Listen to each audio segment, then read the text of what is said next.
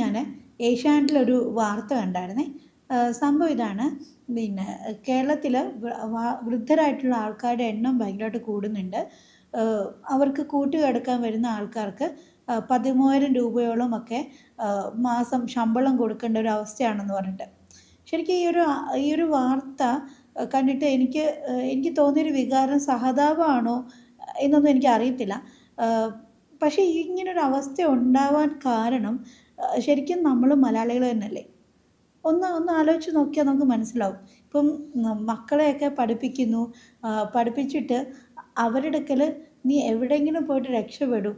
അല്ലെങ്കിൽ പിന്നെ കൂടുള്ള ആൾക്കാരുടെ മക്കൾ എന്താണ് അമേരിക്കയിലാണ്, അല്ലെങ്കിൽ യു കെയിലാണ്, ജർമ്മനിയിലാണ് എന്നൊക്കെ ഇങ്ങനെ കുട്ടികളോട് പഠിക്കുന്ന കാലം തൊട്ടേ ഇങ്ങനെ പറഞ്ഞ് അവരെ ട്രെയിൻ ചെയ്യിക്കും. അവസാനം അവർക്ക് തോന്നും ആ ശരി, ഇവിടെ നിന്നിട്ട് വലിയ കാര്യമൊന്നുമില്ല, ഇവിടെ എവിടെയാണെന്ന് വെച്ചാൽ പോയി രക്ഷപ്പെടാം എന്നവർക്ക് തോന്നും. അപ്പം അവരുടെ ഉള്ളിൽ ആ ഒരു രക്ഷപ്പെടാൻ പോകണം എന്നുള്ള ഒരു ചിന്താഗതി ഉണ്ടാക്കി കൊടുക്കുന്നതിൽ വലിയൊരു പങ്ക് രക്ഷാകർത്താക്കൾക്ക് തന്നെയാണുള്ളത്, അല്ലേ?